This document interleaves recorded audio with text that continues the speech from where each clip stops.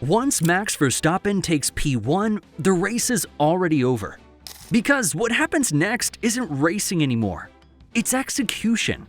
No mistakes, no drama, no chance. The gap starts at 1.2 seconds, then 2.8, then 5.4. By lap 20, he's managing tire temps and you're watching a procession. Lando Norris admits Max just doesn't have a weakness. Lewis Hamilton called it driving in a different category. And here's the thing nobody wants to admit. He is.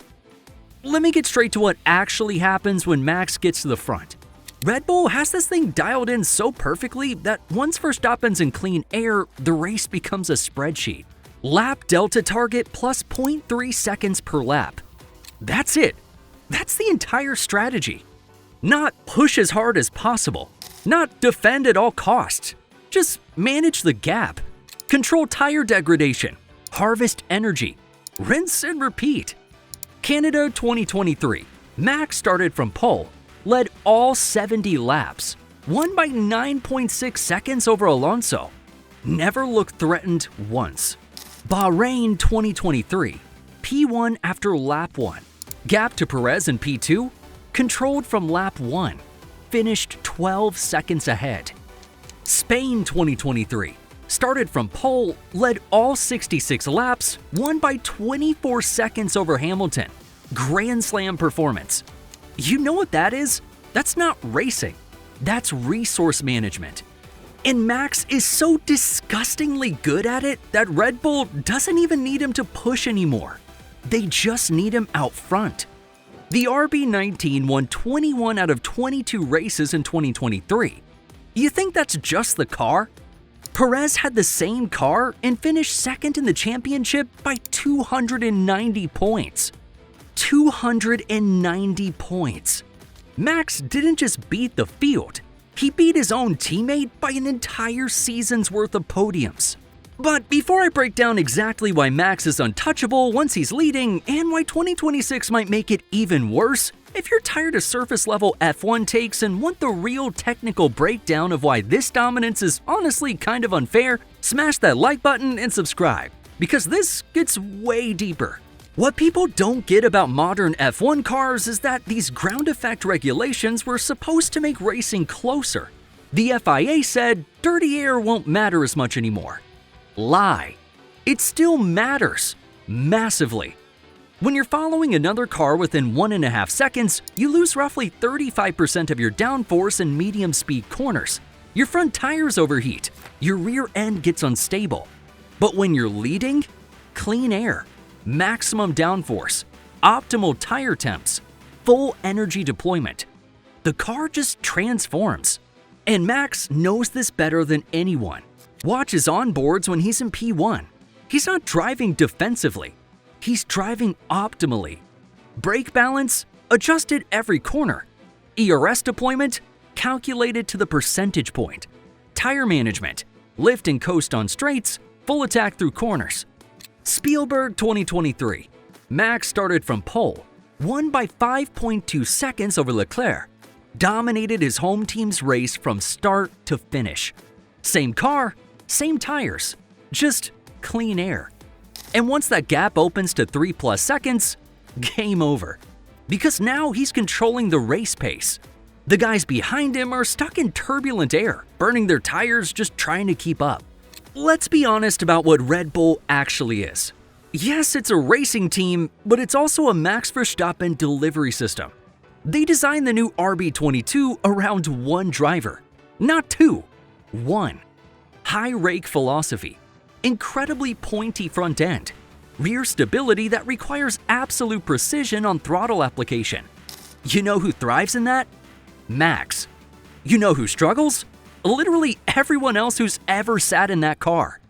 The car is built to Max's instincts, his aggression, his ability to carry insane speed through corners while managing tire slip angles that would spin out most drivers. And now we need to talk about why 2026 might actually make this worse. The new regs are bringing active aero, triple the electrical power, and energy management that'll decide half the overtakes on track.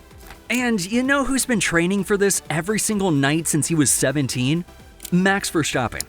This guy races iRacing until 3 a.m., wins at the Nürburgring in a virtual 24-hour endurance race, then wakes up and wins the Imola Grand Prix the next day. People think that's insane dedication. It is, but it's also preparation. Because what does sim racing teach you that real-world testing can't? Strategic thinking while driving flat out, energy deployment decision-making, managing multiple systems simultaneously under pressure. That's exactly what 2026 demands. Active Aero means 3 different wing modes.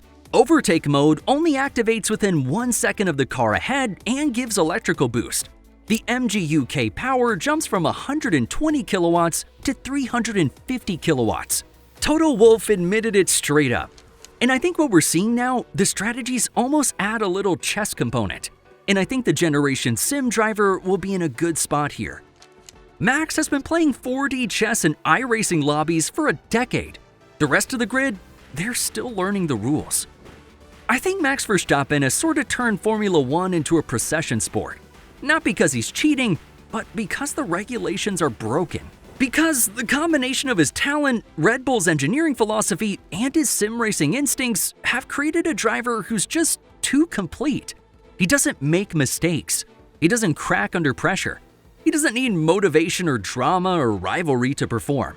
Christian Horner says Max is the best driver in the world. And that's the problem. F1 fans want drama, overtakes, last lap battles, Netflix storylines. What we get when Max is leading? Silence. A 15-second gap. And a driver who's already thinking about the next race.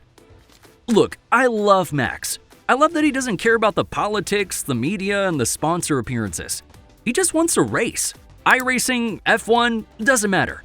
The guy lives and breathes speed. But let's be real.